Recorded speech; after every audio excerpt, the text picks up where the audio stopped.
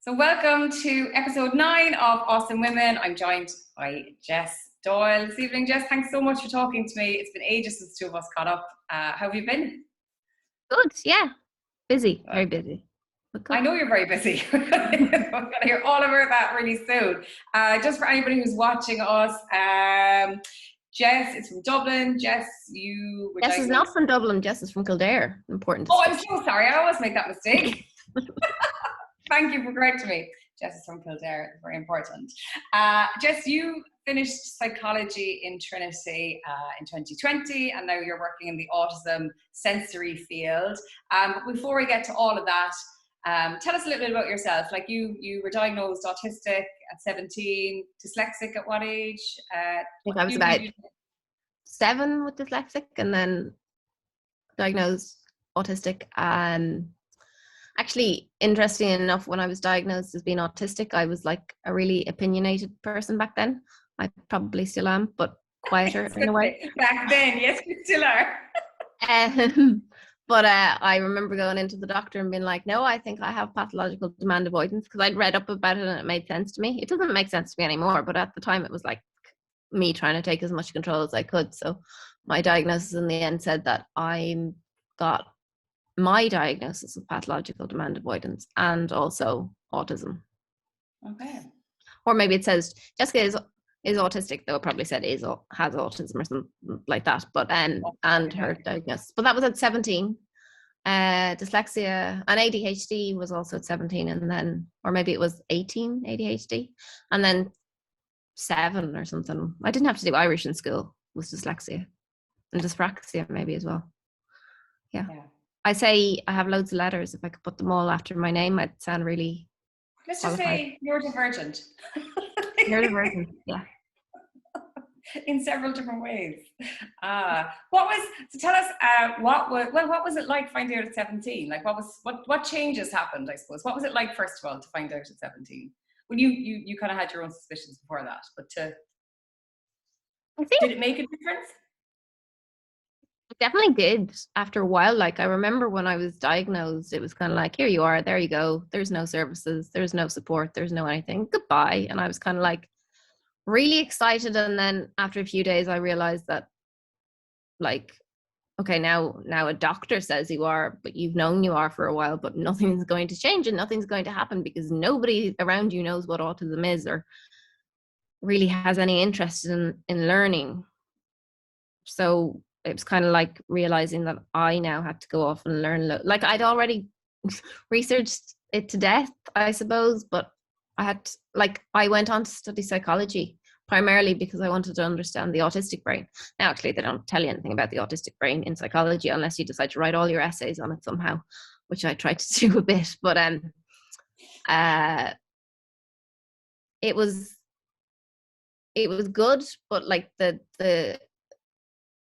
wonderful part of it took a while to happen. Like, there was still lots of mental health stuff afterwards. So there was still, like, when I was diagnosed, I was definitely, I say a lot that I did a lot of masking, but I didn't really do a lot of masking. I did a lot of hiding me and camouflaging. I'm not sure if that's the same as masking.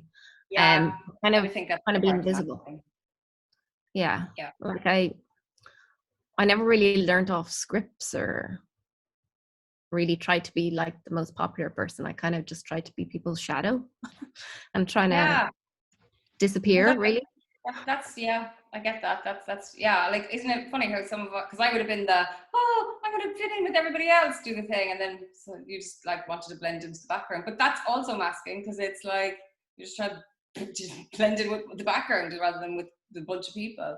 But hiding ourselves is such a big part of it. Such a big part. But I was always like had a really, really strong spark is better, of me inside me. So I like people say, oh, you must have had a lot of low self-esteem, a lot of low confidence. And I'm like, only on the outside. Like, I was just scared of the world and scared of the people that didn't make any sense, and scared of the environment and all the unpredictability. But inside, like, I always really liked me, which maybe isn't a popular thing to say, but it's the truth. I did always kind of like me, and do we care about being popular? No, we don't care about being popular at all. Much more interested in the truth. Yeah, so I think that's what really got me through the difficulter times. That's not a word, but anyway, difficult times. And can I ask Yeah, where you think that kind of because that's such an important like thing, because you know, I'm always saying to like parents of autistic kids, it's like, oh, if you can just have them believe in themselves, if you can just give them that confidence, that sense of self-belief, that will carry them through so much. Do you know what I mean? And where do you think that came from for you? Or is it just the way you are?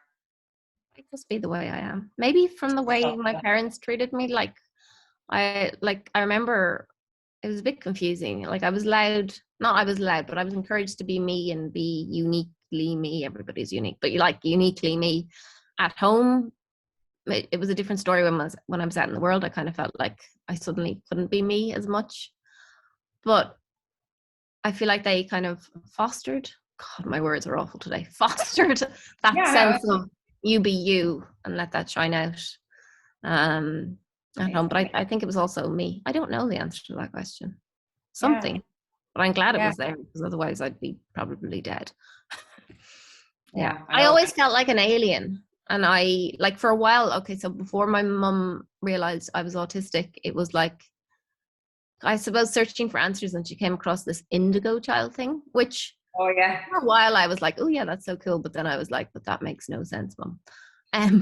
But it was kind of cool for a while. It was kind of, you know, when you really get into something that's entirely fictional and you can really like put yourself into it because you know it's entirely fictional. Like it's not like you're trying to convince yourself that this is true. You know it's fictional, so you can kind of like completely get into the fictional part with the like real strong idea that it's fictional.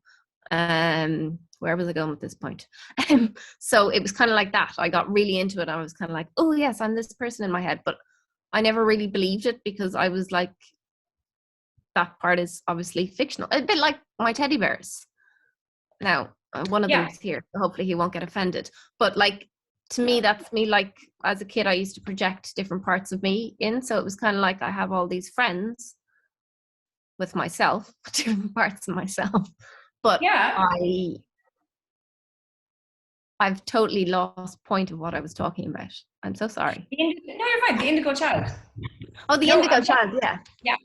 So that was kind of like indigo child in a way. It's kind of like saying you're special, I suppose, but not special in a you're special way, but like you're who you are is okay. So I always kind of believed I was like an alien, not meant for this world, but like I'd be feckin' marvelous on another world or something. I don't know, not marvelous, but like I think you're explaining it really well. Yeah. So you belong here. Maybe it was also just inside me. I just liked me. Other people were confusing and the world was scary, but I liked me. I used to like sitting down like a very very stereotypical here. I was the person that sat on the floor and, oh, go away, Siri, sorry. I was the person that sat on the floor with my teddy bears after school, and I come home and I talk to them, and I'd like, so I love psychology, and I've always been very reflective, I think. And I like talking about things till people want to kill me because they're like, can we stop talking? My sister and my mother are always like, you know, the way you like talking about things on a really deep level, that's kind of like how we like talking about social chit chat. So we need to have balance, Jess. I'm like, okay, but there has to be balance. It can't just all be what's in the magazine. Anyway, sorry. And I've always been reflective. So kind of, I feel like I was doing psychology even from the time I was very young, that I'd sit and I'd discuss what went wrong in school. I just had no idea what I was doing. But also teddy bears are like friends. I have hundreds of them. Oh, I love that. I love, because I had lots of teddy bears, but I had one particular one. I had him since I was 6.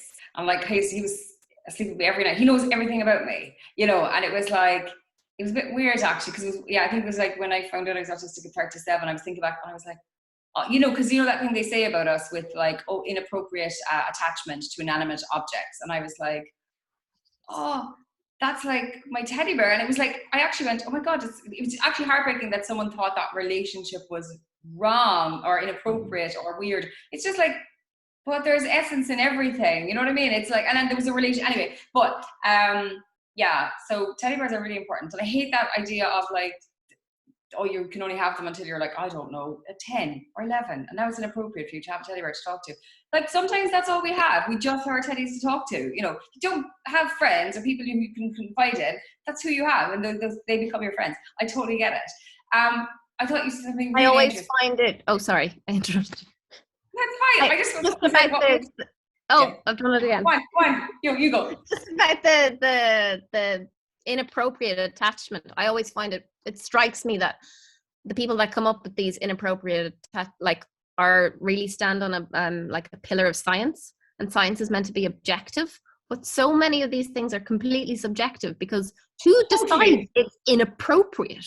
Like, it's not objective at all. It's entirely subjective and biased towards neurotypicals. Anyway, you go on. No, totally, I agree. You know, it was like, cause I did some training with a professional group recently, and I was talking about what they were taught in college, and they were taught like all the medical model, and I was like, so the people in college who taught you about us said we were rigid, but then the only lens they looked at us was through a medical lens, and you could just see people going, oh yeah, like they didn't look at us any other way. But what I thought you said something really, really interesting, and that was that like you were friends with the different parts of you, but like there is this kind of thinking in psychology that like actually there isn't just one us, that we're like actually made up of parts and different selves and different versions of ourselves.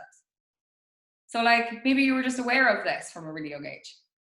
Maybe, yeah. Though it did at one point nearly get me diagnosed with DID, dissociative identity disorder. I was just like, just me, just different parts of me. Yeah, but we all talk to ourselves. We all have internal monologues, dialogues. Do you know what I mean? It's like that, yeah, we do. Everyone has this inner voice, and it's like, well, who's that voice talking to? And it's like, yeah, there is this idea that we're a collective of selves, that we're not actually this one self. You know, I think I say we a lot as well instead of me or I. So maybe it is just, of course there's different parts to us. I mean, why wouldn't there be? We're not just the one-dimensional, thing that doesn't change, fixed, rigid. Tell us about college. What was college like for you? That's a very broad question, but like, it's very broad. Let's say someone is in college watching this. What advice? Maybe that might be a better way to phrase it. What kind of advice would you give somebody who's maybe looking for accommodations, or maybe linking in with disability services, whatever, in college? What would be the way to go about it? Was it good for you? Were there things they could have done better? I'll stop asking questions now. Broad question just became broader. What was college like? College was good. I enjoyed college. So how people get support, it very much depends on the college. I think registering with disability services is always a good idea. Ask questions, because it would be great if they told us all about all the adaptions or accommodations that were available, but generally they don't. So just ask lots of questions, because like throughout towards the end of my university days, it's just near the end of being a student, I figured out there was a group for autistic people. It was a terrible name, but it's thankfully not called that anymore. And there was like ways for me to get OT over the summer, so that I'd be able to like keep my routine up and have it by the next year. All things I didn't know about that really could have helped me in first year and second year. But so ask questions, register with disability. I remember at the start being like, I'm going to wear my headphones. I have these headphones that let me hear people when they're talking, but don't let me hear all the background noise. So I was like, I'm going to wear them in class so I can concentrate. I remember getting the advice at one point that maybe I shouldn't, because I'd stick out. So I think from who? Like, from who? Yeah, from who gave you one of my disability officers. I can't remember his name. I didn't see him for that long. No way. But yeah, he suggested that I should not wear headphones because I might stick out. And I remember going, but I don't care if I stick out. Like I'm me, that's okay. And he was kind of like, but you kind of, if you want to make friends and stuff, you want to kind of fit in. I was kind of like, if anybody tells you any of that rubbish, just pull them up on it and be like, no, be strong in who you are. Like there's a lot of ableism. Is it ableism? I think yes, that is absolute ableism. Yeah, that's encouraging people to hide disability, isn't it? Like just so other people will like you. What sort of advice was that? That's awful. Yeah. Like, don't try and adapt you. Like, don't try and fundamentally change you to fit in. Like, it's the environment that needs to adapt, not you. So anyone tries to convince you that you need to fundamentally change, say no and walk away, or get other help, because that's not going to help you at all. That is totally unhelpful advice. OT really helped me. OT, getting to know my sensory system helped me with mental health and stuff like that. So what kind of stuff did you do in OT? I'm always interested to hear what people find helpful. OT helped with, like, God, that was a good question. I did my sensory profile. So for ages I thought, you know, the way lots of people use those fidget toys to help them, I don't know, concentrate and stuff like that. I was like, oh, okay, I'm like that. I'll do that too. But it turns out using things like fidget toys for me, in the way my sensory system works, because we all have completely unique sensory systems, was just making me agitated. And I thought that there's all this stuff out about autistic people wanting to get away from noise and, like, let's create less of this, less sensory stimuli and stuff like that. And I, doing my sensory system, I figured out, well, actually, no, my sensory system doesn't work like that. I seek out things just as much as I try and get away from them, and that it's completely unique to me. Like, you can't say all autistic people are this, even when it comes to sensory. It just doesn't make any sense. We're all completely different. And also, it's like the sensory friendly stuff. It's like, you can't be sensory friendly to a whole population of people. Stop it. And it's not helpful either to be kind of, but go on. And also, sensory isn't just related to autism or to other neurodivergencies or disabilities or whatnot. Everybody has a sensory system. Absolutely everybody has it. What? So you mean we're not magic people, Jess, with this weird sensory thing? No. I think we have a different sensory perception, which is research that I was doing, which I'll talk about later. But sticking with college at the moment, OT helped. OT really helped me figure out me. Like, I'd gone to psychology and psychotherapy and stuff to figure out my mind. But, like, if you think about how your mind works, that's basically just interoception, which is another sense that tells you about your senses, because everything is sensory. But not like, I'm not talking about buzzword sensory here. I mean, just like, can you think and experience anything that's not done through your eyes or your nose or your touch or your mind? Yes. I mean, your worldview is created through your senses. So, I mean, like, what better way to understand you and your worldview than to, like, see what way you actually sense and interpret the world around you. Your brain is really just interpreting the information that's coming in, isn't it? It's like your thinking, like, depends on your sensory. Like a balance between what you were predicting and thinking about the world and what you've experienced before, balanced with your sensory information. Okay, talk a little bit about sensory prediction. Is this what your research was on, sensory prediction? Yes, this is what my research was on. So it looked at the Hippian model of autism, which is high and flexible precision of prediction error in autism.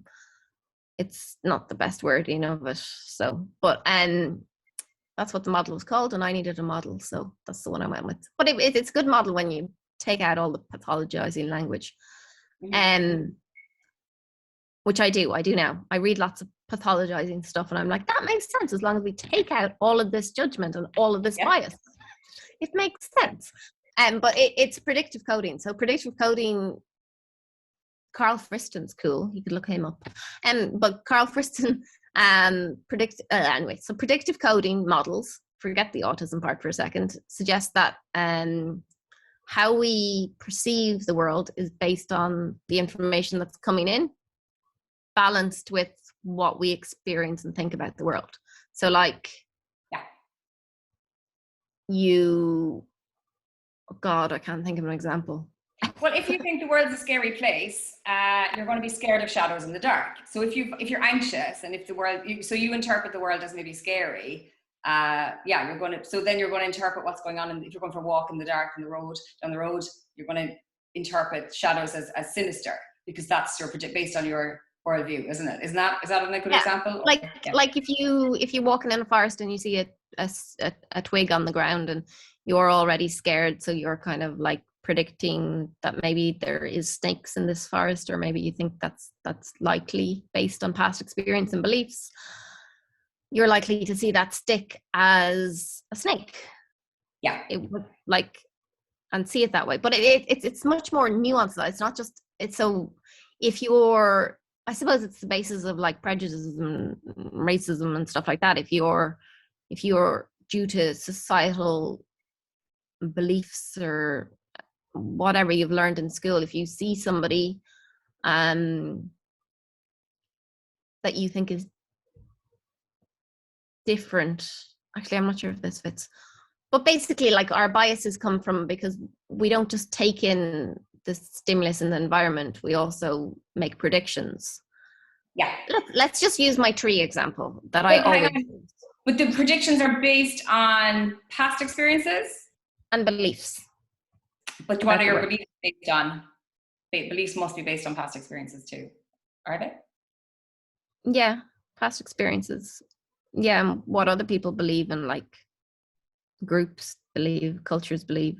That's an interesting question. I need to look into that a bit more. Yes. What beliefs come from? But like, so just a very specific example. Okay, let's not use a tree. Let's use a car. If you see a red car, the first time you see the red car, you might see like the wheels and the way the light twinkles and the registration plate and the color gloss of the red, etc. You see all the details of the red. Everybody sees all the details of the red car the first time they see it. But the next time somebody sees a red car, if they're neurotypical, then even maybe if they're not autistic, and then they don't really see the red car in all of its detail again. They kind of just think, that's a red car. I don't need to pay attention to that. I've already processed that it's a red car. And they don't even really see the red car again. They kind of see something. They don't see all the details. They see like an outline, a general view of the red car. But an autistic person is generally likely to see the red car in all its detail again and again and again every time, because to them, even the slightest. So, okay, really badly explaining this. Somebody. No, you're doing it. Yeah. I get it anyway. Go on in. There's always going to be a difference between what we predict we're going to see. Yeah. And what we take in. Yeah. So autistic people non-autistic people take that difference, and they're like, in a lot of cases, they're like, it doesn't matter. It doesn't matter. We don't need to pay attention to that. Autistic people take it and think, this is really important for learning. We're going to take that and learn more from it, and take from it and learn from more for it. So like, there's like going to be lots of red cars. Red cars is a bad example, but red cars in their head, like so they're going to create like a complex model of the world and see it in lots of details and like intensity, while neurotypical people get more of a generalized view. So, you know, that whole theory of autistic people can't generalize, old-fashioned bogus children's one. Well, it's in a way it's not bogus, but it's I don't see it as an issue. It's just like a different developmental trajectory, which is fine because we all learn different, because, you know, difference is good. But anyway, but the whole idea is that autistic children maybe can't generalize. If they learn one thing in one setting, they can't necessarily bring it to the other. Yeah, but I think that's how it's taught. I think that's how it's often taught. It's often, if you're a literal interpreter and you're taught this is what you do in this situation, then you learn this is what I do in the situation. It's not necessarily that you can't generalize, it's that you're taking it literally. The way we use language is different. So if someone teaches a child to cross the road here, then the child is like, and they're like, this is how you cross this road, and here's what you do. You look up and down, you blah, blah, blah, and you cross the road. And then the child is literal, so they're taking this information and it's like, well, this is how I cross this road. So what a teacher should do in that situation is like, this is how you cross our road. Let's use this one as an example. And then we can, so I'm just, you know what I mean? So I'm sure, I'm not 100% convinced about this. We can't generalize. It's like, well. No, I'm not convinced of that either, but it makes sense in terms of the predictive coding model, that like, if you're seeing that road as a completely different road to another road, then you've learned it for that road. The other completely new road, your example of this is an example of a road and you should do this with all roads, is a good example, because your other completely new road, yes, it might be completely, like, the whole road, the whole experience is an entirely new thing to process. Yes. So just because you've done it in one doesn't mean the next time you see a road you go, sure, it's a road as well, we'll just do the same thing. You need to, it's like, it's a different mechanism of processing, but not like a disordered, not like a bad one, just a different way of doing it all in like detail. So the only thing, so I mean, what's important there is that someone who's teaching autistic kids any skills at all is aware of this. Isn't it really? Yeah, that it's like. So many people still think that we see an environment and we take in the information and that's it. Like you take in the stimulus and that's it. There's no more to it. Okay, right. I have a question for you. Why do you think, okay, so by and large, autistics are kind of like, I know I masked a long time. I'm quite, I'm not as impressive. I'm impressionable, or I was impressionable, let's say, but like, oh no, my computer's decided to go crazy again. Can you hear that noise? Yeah, it sounds like a drum. Yeah, I know. Oh no, hang on, I'm going to pause. Yes. Sorry for the interruption. Okay, we're back. Question. So basically what I was saying is about, yes, I used to mask and all that kind of thing. But by and large, right, a lot of autistics are kind of not immune, but like less susceptible to peer pressure, to advertising, all that kind of stuff. So if you kind of apply your research and your models to that, how would you explain, how that autistic people maybe aren't? Because I think it's very much relevant. Can I answer this question with the like terms and conditions apply? That I have no idea, and this is just a completely unprocessed idea. Yeah. But I would imagine advertisement anyway. If you think about it, maybe you can be diverted by advertisement in one setting, but the way that you're influenced in that one setting only ever stays in that one setting. It doesn't go to another because, the next one is completely new. Then that would make sense of why you maybe don't get caught up in that like cycle, because it doesn't really flow. Like its reaches are minimal. I don't know though. Peer pressure? I don't know.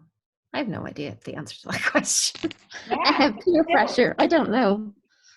It's interesting though, because it's like, well, if you think of how you predict, you're making these, coding and predicting and all that, like what's going on around you. And then it's like, well, we obviously do that with people as well. Yes, we're all definitely. social beings. So it's just very interesting how you could apply this in so many different settings. Another interesting part of it is intolerance of uncertainty, and I'm entirely guilty of falling into the idea that autistic people are more intolerant of uncertainty, which turns out to be rubbish. Because I like in my research, I used an intolerance of uncertainty scale. But now, if I think about it, autistic people are not more intolerant of uncertainty, but everybody. Like, so your man Carl Friston, I think it's Carl Friston. Maybe I've got this wrong, but I think it's him. He suggests that the number one function of the human brain is to like reduce uncertainty and reduce surprise. That nobody likes uncertainty. Like we all, yes, okay, so we all like a little bit that we can control, but if we're all in high levels of uncertainty all of the time, we don't like that at all. Nobody likes that. I always use the example of COVID. It's like when COVID arrived, where it was everybody like, yes, massive change, uncertainty, very little control over our lives, and the autistics were freaking, or was the whole world? Really, and it's like, nobody likes uncertainty. Yeah, but there's this idea that autistic people can tolerate less of it. But really that's not true, because if you think, okay, so you've got the stimulus coming in and then the prediction error meeting it, and then here is perception. And when these two things don't meet, it creates surprise. And what neurotypical people are doing, they're taking that surprise and they're minimizing. So that surprise can be seen as uncertainty. And the way non-autistic people minimize that uncertainty is they ignore it. They're like, sure, we won't pay attention to that. We'll just leave that. Just ignore it. Just like, no, just ignore that it exists. Like either walk away from it or just explain it away with, well, that makes sense because of that. Like just nonsense. And so they reduce the uncertainty that way. But autistic people, we're not more intolerant of uncertainty, or we can't handle less of it, but we have so much of it because we're not ignoring that. We're taking that uncertainty. We're going, I can make sense of this, and I can look at how this works in the world, and I can create a big complex model of the world. So it's not autistic people are more intolerant of uncertainty, but we are actually picking up more of the uncertainty that exists in the world, and we're using that. And then it goes on to like maybe like stimming behaviors. Stimming is repetitive movements really that are really calm and really fun, really wonderful, and also great for expression. So there's the expression side, but if we just look at it in terms of its function, I hate that word, but its function and its mechanism when we engage in stimming, as well as it being expressions and communication styles, but on another level, when we engage in it, it also reduces uncertainty. So it creates calm. And I think so, again, unprocessed, but I think it doesn't just create calm. It's more nuanced than that. So like, I think you can be like on a balance, and you can go this way or this way or this way in different extremes. And I think stimming just brings you back to the middle. It might not necessarily be what we think of as calm in a neurotypical sense, but it's, and we'll hate this word, but it regulates us, I suppose. Yeah, no, now I have a different understanding of regulating. It means different things to other people. But as I had a conversation with someone the weekend, who's an OT, and we've just, I say comfortable, and she was using regulated. That's totally fine. But it's when people use regulate as if it's like this thing I don't know, people have a weird understanding of it. It's like, but yeah, I mean, it is to regulate. Like, to me, stimming is a way of creating balance. Like, that's what we're doing. Balance. That's a perfect example. So non-autistic people ignore things and lie and guesswork and do all sorts of things to create balance. Autistic people take the surprises, learn from it, create more richer world. Hang on, pause there for a second.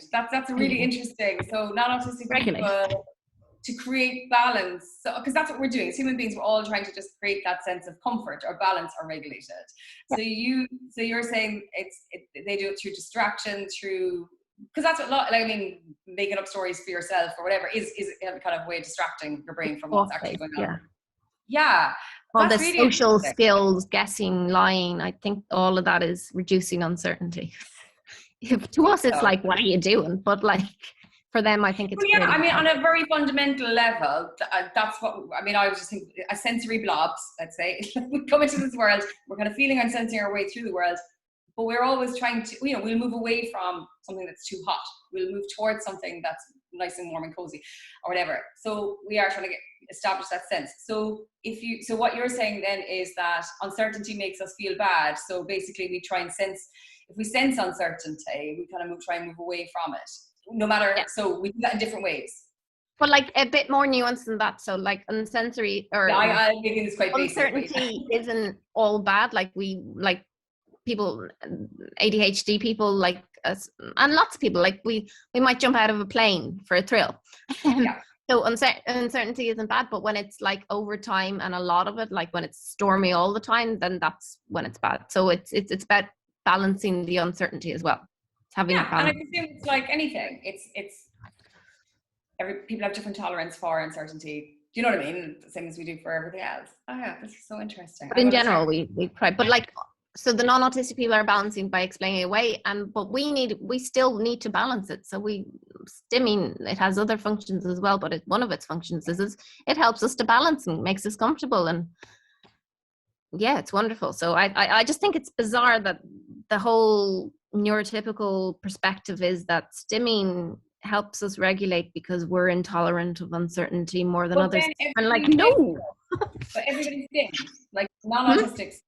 Everybody stims, like human beings stim. So yeah, but we stim more maybe, or in different ways, because we are picking up more of the uncertainty that exists in the world. We're not highly, like, I think there's an idea that we're extra sensitive or we're like inappropriate. What did I hear somebody write about it the other day? Like exaggerated sensory responses. It's kind of like, it's not exaggerated. We are actually seeing reality for what it is rather than ignoring it. Like, you can't, well, it's our reality. I mean, our worldview is based on our sensory system. And if we're more sensitive, we're going to have a different worldview. We're going to have a more intense view of the world. It's not right or wrong. It's just different to people who are less sensitive.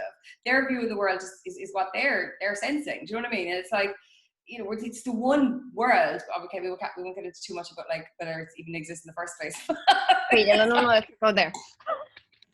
We get lost. It's our sense of self in relation to that as well. You know what I mean? And it's just, I haven't really kind of, I'm just going to think more about like looking through the lens of uncertainty now, because it's just really interesting. But yeah, the language that like exaggerated, like, I mean, basically you can't overreact to something. That's kind of where, you know, the way I explain things to people is like, if somebody is doing something that you think is exaggerated, well, they're responding to that input.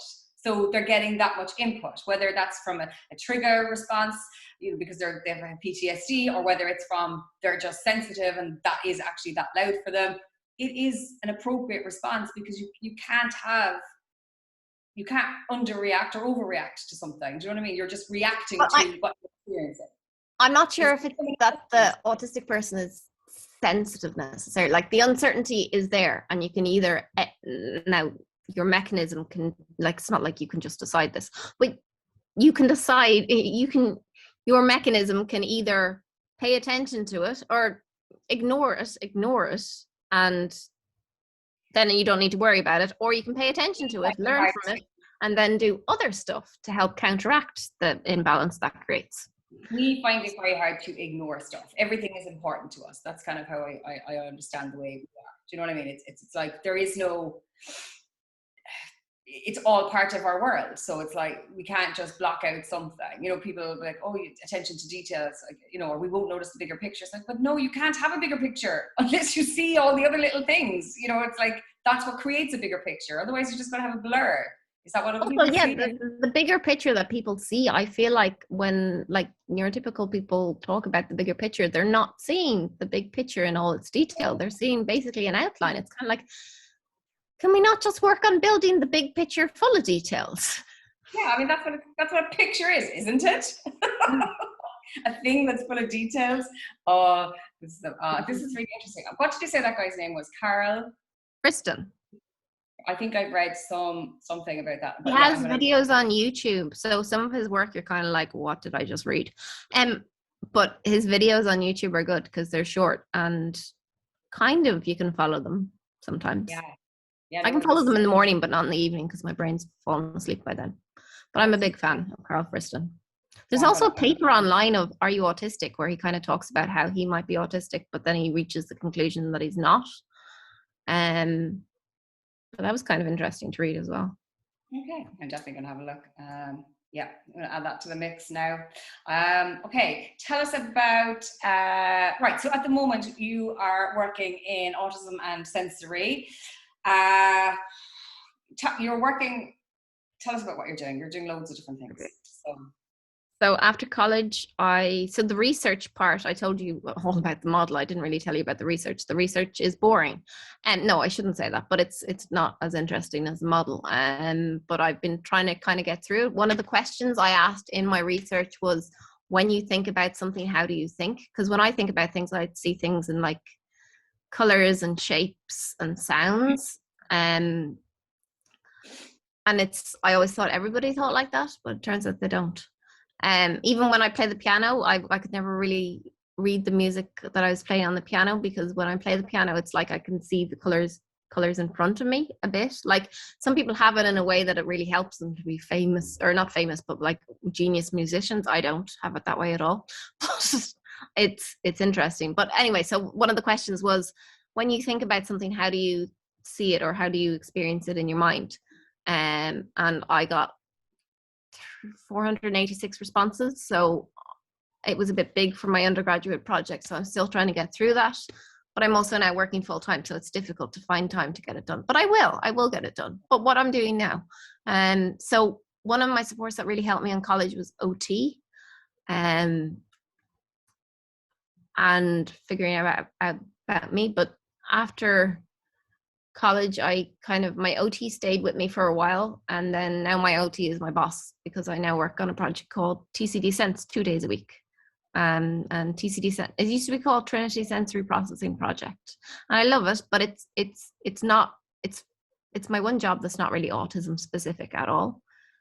So it's about creating spaces on campus for a variety of different people's sensory preferences. And we all have sensory preferences. So it's like just creating, like one of the things we do maybe is put like high back couches into somewhere. So when you walk in, it's not like noise everywhere, but there's like different spaces for different people, because we're all different in different parts, and doing like sensory audits. And I think we're trying to do a sensory map at the moment as well. So I do that 2 days a week. And then I also I work as an assistant psychologist at the adult autism practice 2 days a week. I love that job. So I primarily do risk assessments, and just like when clients come to get diagnosed with autism or to get assessed for autism, and they fill in a whole pile of different scales, and I just kind of score the scales and see how they're doing and if they need extra support before they come in. But we're also writing a book. I always get the name of the book wrong. The Neuro Affirmative Handbook for the Diagnosis of Autism in Adults. I think I have that name wrong, so really sorry about that. But we are writing it at the moment, and I'm doing all the research sections of that. So it's great, but it's also annoying because autism research seems to be moving quite fast. So what I wrote like a year ago isn't relevant anymore. But I'm just trying to accept that I can't really do anything about that. And also, so much of the research is so negative and so pathologizing. So it involves a lot of reading about that. But yeah, I mean, I'm all for neuro affirming or whatever the terms are as well. But it's also like, are we really neuro affirming if we're still diagnosing? You know, and it's like so we're behind. Yes. That's even a contradiction in itself. You know, and I totally get that people need to have more positive experiences and all that, but it's like, you're still diagnosing. You're still looking for a deficit, something that's wrong. That's in the adult autism practice. That's they really want to get away. So it's probably the assessment rather than diagnosis, the name of the book. But they're really trying to get away from diagnosing and assessing as well. Yeah. So yeah, because you're right. It's the exploration of figuring out your identity and who you are. Oh, that's amazing. Yeah, because I mean, this is the thing, because it's like some people self-identify, and like I think about this sometimes, and I'm like, I totally understand that people, you know, we spend our lives believing what other people say about us, you know, because we're convinced we're experiencing the world wrong and all this kind of stuff since we're kids. So it's kind of like, I totally get that people need that external validation. Some people, you know, they really need someone to tell them for definite that they're autistic or ADHD or whatever. And then some people will self-identify, and it's kind of like, how do we still, so this is kind of what you're working on, is it like, so people can still kind of go get someone to say, confirm what they think, but not in a pathologizing way, and not in a, here's a piece of paper that says there's something wrong with you. Is that kind of where you're working towards? Yes, definitely. That this is just who you are and how you work in the world. But I think one of the big barriers is that to get accommodations and get supports and to get any help with that's trying to fit into a neurotypical world when you're not neurotypical is you need. Yes, so we need to change the system at the same time. We need small little bit of work.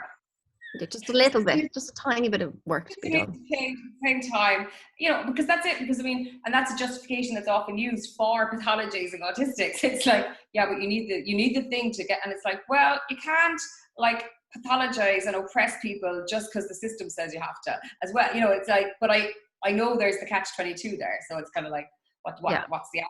So. But in the adult autism practice, it's definitely about getting away from pathologizing. It's more like identifying this is who you are and kind of figuring out that self-discovery journey.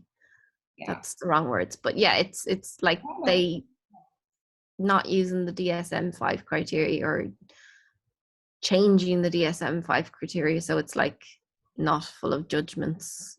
Yeah.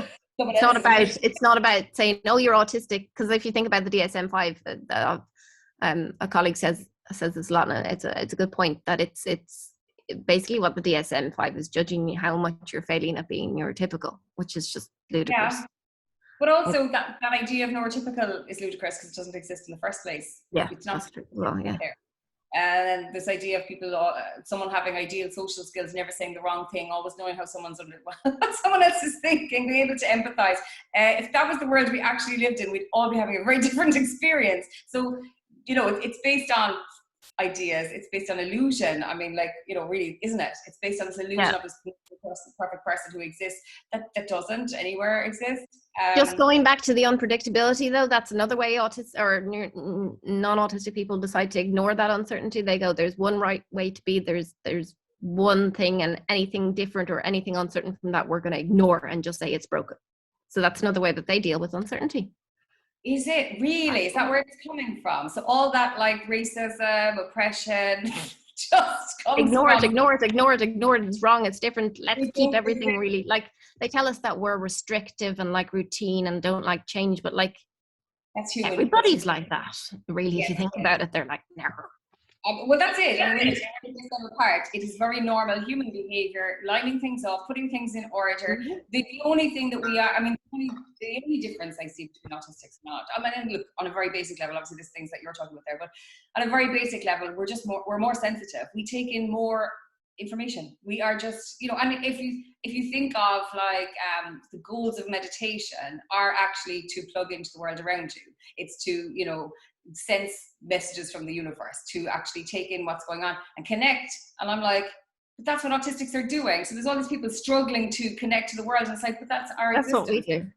But if you think about it, if you're normally told to do mindfulness training in a calm, relaxed environment. You're never told, let's go into a really busy supermarket with lots of noise and lots of sound, and you're going to have to go around and you're going to have to do all your things at the same time.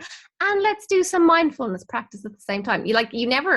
That never happens. So obviously, if you're going to have that natural mindfulness thing going on in a volatile environment, it's talk about sensory overload and stuff like that. It's but a lot of the time, and I know for me, being very aware of kind of what it's the interruptions.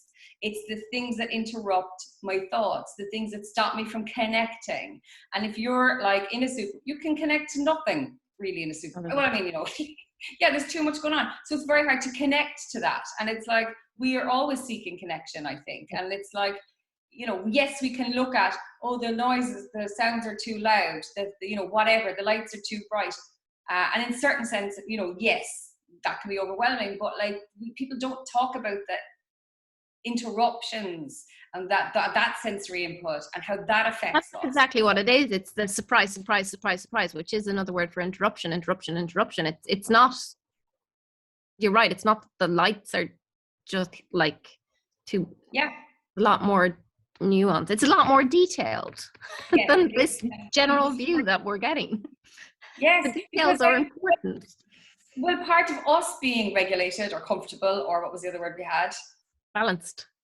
Part of that is being plugged into the world. I'm plugged in, because that feeling of connection, because that's how we know we exist. I think if we can feel what's going on around us, because that's a whole worldview, our sense of self and relation, all that kind of stuff. So we know who we are, we know where we are if we're plugged in. If there's all these bloody interruptions and stuff, we lose that sense of self nearly, that's how it feels like. Well, very interesting. So and then you're taking in all of that information, you're taking it in. I just interrupted you again, but I'm going to continue. You're taking it, all of it in, and then obviously we are human, so we have limited attention abilities. Oh, be quiet, sorry. 1 second, it's making a lot of noise. Maybe it's not. Is my fan making a lot of noise now? No, okay, that's okay. And so you have a limited attention, like we all do. So obviously, when you take in all that details, then I think this is where monotropism comes in. So then you're going to funnel, and you're going to go into specialist areas, and it just makes sense. It all makes sense. I think all those theories of autistic inertia, monotropism, autistic perception, all of them, they all make sense. They're all just different levels of but we need being to alive. Bringing it. Yeah, it is. But it's bringing all those things together, then, isn't it? And putting the big picture together, because I mean, that's just one major problem with psychology, but also autism. It's like people are looking at it like this. It's like, but look what's over here. Look at the research over here. It's like the medical model ignores its own self. Like, Yeah.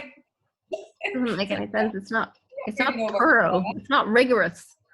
And it's I definitely not objective. That's the one thing that annoys me. It's not objective. It's full of judgment. It is subjective, as is the diagnostic process. Like, I mean, you could go to 10 different people and they would give you a different diagnosis basically as well, you know, which is kind of problematic for a whole load of reasons. But like, it shouldn't be subjective.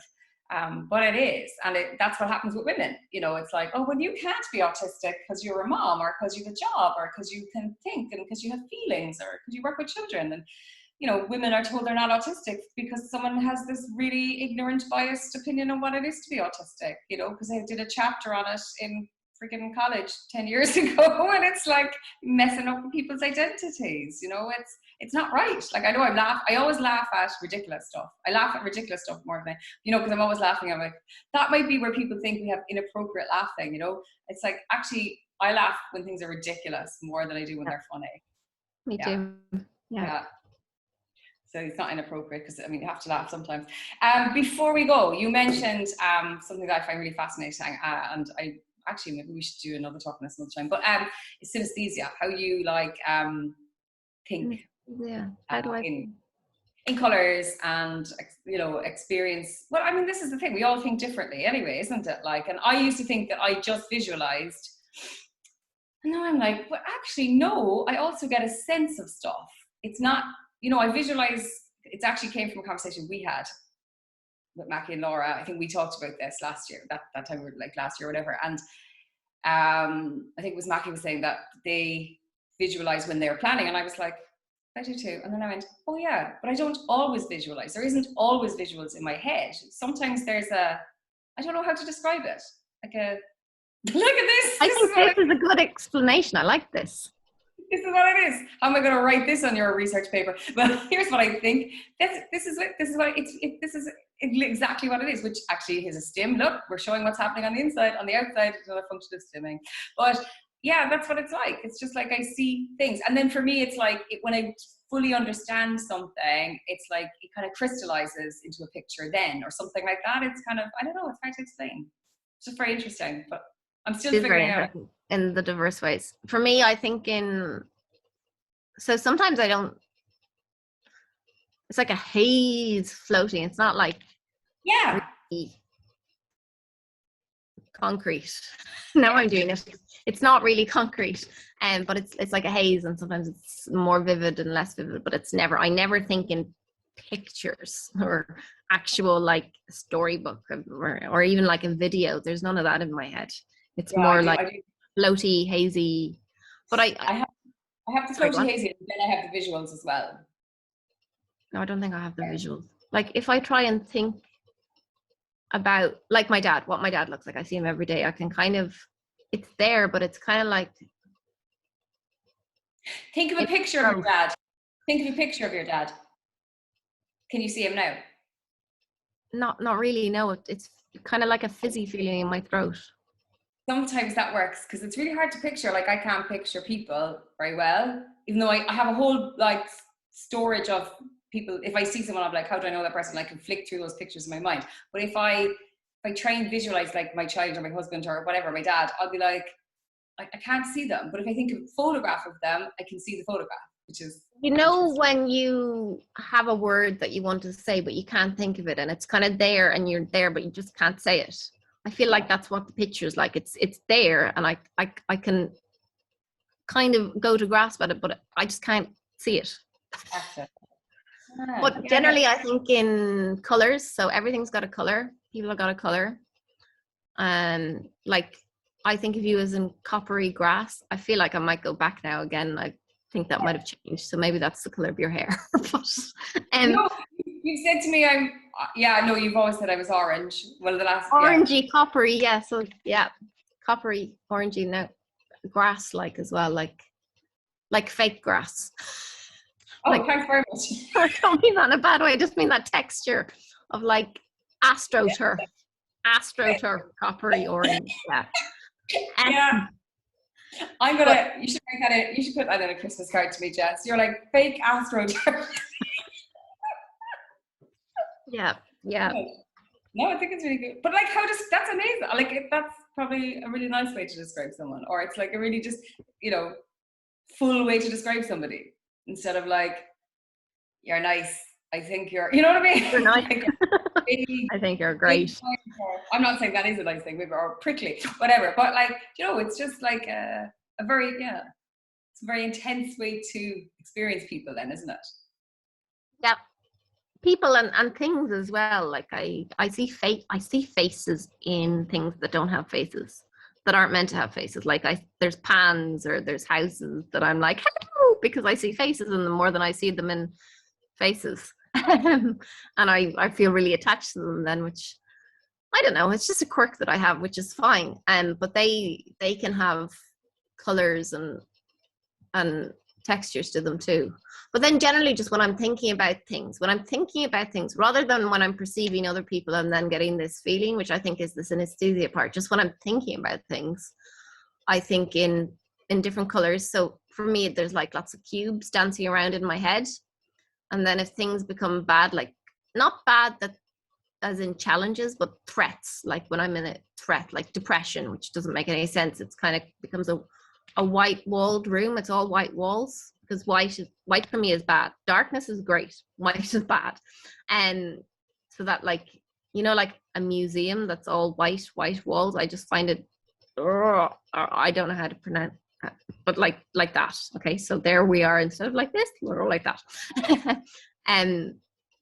But so all the cubes are dancing around and have lots of colors in them. But when those bad things become yellow, because yellow for me, or like a mint mucky green color, isn't as bad as yellow. Now I can kind of deal with yellow, but before I was terrified of yellow. So Tuesdays are also yellow. So I used to hate Tuesdays, which really got in the way of doing things because, but yellow, but circles, everything becomes circles and they spin and they go fast. So when I have lots of cubes in my head, I know that I'm doing okay. Cubes, even with yellow, is okay too, because you can manage them because they're challenges. But then I also have triangles. So when things become triangles, they're not actually triangles. They're like 3D triangles, so triangle cubes. Then I know things are going wrong, because that normally indicates to me that I'm doing things in a perfectionist way. And that makes things unachievable and like really rigid, I suppose. And it's also just like when things go circles, I have a chance of getting them back to being cubes. But when they go to triangles, I'm in serious trouble, because it's like I lose all the flowy color inside the triangles, and it's like the outlines of the triangle cubes. I can't even really think about them or explain them, but it's like the outsides are like might be multicolors. But if I get a triangle that's one color, then I'm in serious trouble, because that means it's like a higher level of perfectionism. But it turns out everybody doesn't think this way. I always thought they did. But it got in trouble for like doing therapy, for like doing CBT.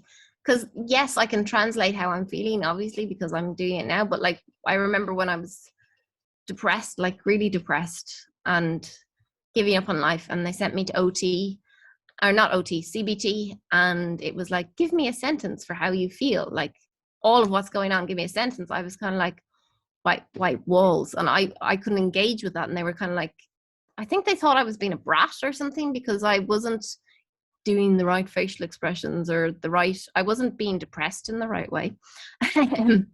And I was giving them these answers. I was like, I can't. And then I was getting frustrated. I was like, I can't put everything I'm feeling into one sentence, because none of it's sentence anymore. It's all something else. So yeah, got in trouble for really that. important point, because like how many people are being judged and misjudged basically because the way we communicate what's going on inside of us, and like how can you put everything, and we're not all made to verbalize.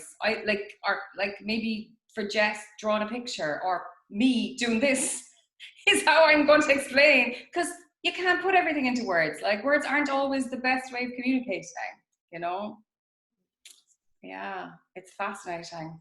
I love talking to you about the way you think. I think I had a little kid who took part in our conference last year, and he drew.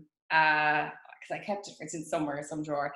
But he was talking about like when things aren't making sense to him in school, and then he's like, but then when all the triangles line up, so for him it's like when they all line up and kind of make a different shape together, that's when everything's okay, you know. And I was like, it's amazing. But he was like 8 or 9, and he was like showing me this, and I was going, this is amazing. I don't even understand my mind that this well, you know. It was just, yeah, it's really cool. And maybe it's something we can all do if we, maybe we're just not all tapped into those different parts, you know what I mean? Maybe we're not. Maybe I find like a lot of people, and not just autistic, like everybody, I'm always going, so when you think about things, how do you think? And they're like, that's such a weird question, Jess. But when they kind of get into thinking about it, we realize that so many of them are so different. Like the whole Temple Grandin's idea of pictures, she has like 4 set ways of thinking.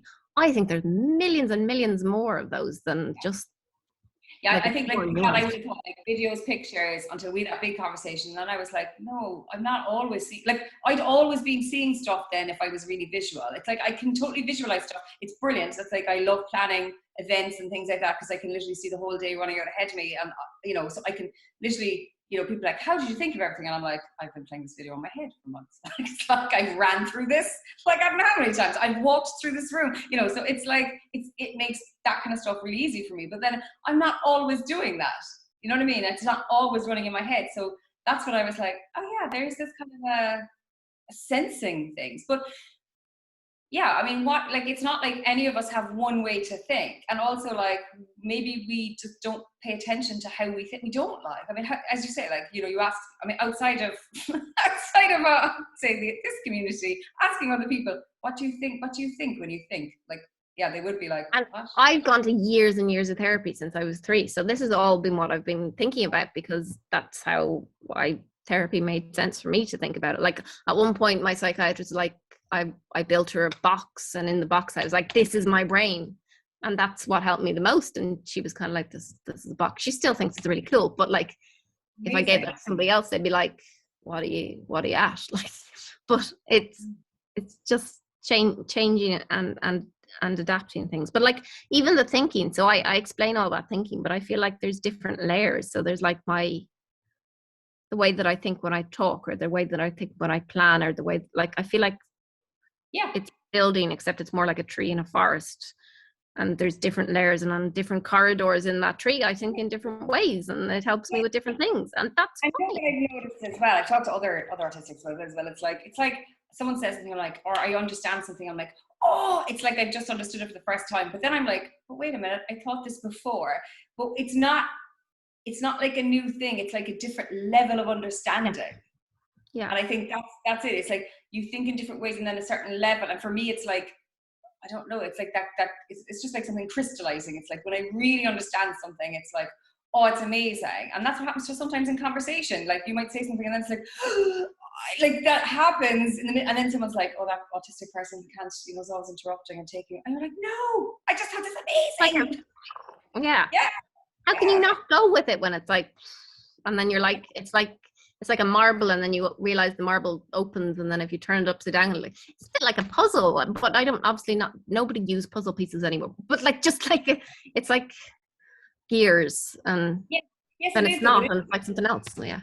Yeah, but it is actually like putting all the pieces together, and it's like, it's made, it's fixed. It's like, and now you have this like really true understanding of, but maybe that's it. Maybe we think so much, and we do take in everything. And we do analyze stuff, and we think about it on so many different levels that maybe that non-autistic people don't. So when we get to this level of, like, say, true understanding or crystallization or whatever, that's like the most amazing feeling. And like, I mean, that's kind of like, that's the reward for, you know, our thinking. I mean, that's why thinking is so much fun when you get to this. I hate that phrase, stop overthinking. Overthinking. Maybe stop underthinking. Maybe they should stop underthinking, Jess. Why don't we all just think in the ways that works best for us, and then just shut up? Let me be me. I'm going to be me. Exactly. Yes, it's a shame I have to end it there. I could talk for another 2 hours, but I'm not sure people. Has it really been 40 minutes? Wow. Okay. It's longer. It's been an hour. Longer. It's been an hour. Okay. It's really easy talking to you, because it's just like, it's like engaging in that thing with somebody else, which is the best way to do it. Because normally, like, I do it with my mum and my sister, and they're like, when is she going to stop? Like for a while they're like, oh yes, that's really good. And then you get to like, oh, we should go to bed because it's 12. And then it's like 2 a.m. and they're like, oh, when she's going to stop? We really need to go. And I'm like, oh, well. But anyway, it's fun to do it with you. You know what I hate? I love talking. This is like, I love this. I do, sure. Like, and we haven't talked in so long, but like, do you know what I hate? Sometimes like I you know, it's fine doing the chit-chatty kind of meaningless stuff, catching up with everyone, lovely, but I love having the connected, real conversations. And I find sometimes when I'm in company with other people, you know, it's like there's always someone who's like, oh, it's getting very serious now. And it's like, so what? Talk to somebody else if you don't want to be in this conversation. It's like people don't like this having what they call serious conversation, but it's like, but that's what conversation is supposed to be, isn't it? I mean, for autistics, that's what it is. We like getting into that it's serious, like it's negative, like it's bad, like it's difficult. For me, it's like it's an adventure, it's fun, it feels like I'm Peter Pan. What are you talking about? Like, it doesn't matter if none of this stuff's true. It's just like, let's talk about it anyway. It's like, I love it. I just love it. Yeah, that's really cool. It was good. Jess, It was good. Thank you so much. Sorry, it took me like 2 years to be able to talk to you, but you know, it's been a weird time. How many times did we I know we scheduled, but look, we did it now. Thank you so much for giving me your time. And like, you know, I hope other women watching this will kind of, you know, get something, you know, again, you know, it is just, what did you say? Let people think the way they want to think and shut up. I think that's it. Yeah. That's amazing. We're all different. Thank you so much. Yeah, it is. We are all different. That's hardly a newsflash, but like people do need to hear it. They do need to hear it. Thanks again for coming. It's been fantastic talking to you, and hopefully we'll catch up again soon. Thank you. Perfect. Thanks everybody for listening. Don't forget to like and subscribe and comment and let us know what you think of it. Thanks everybody.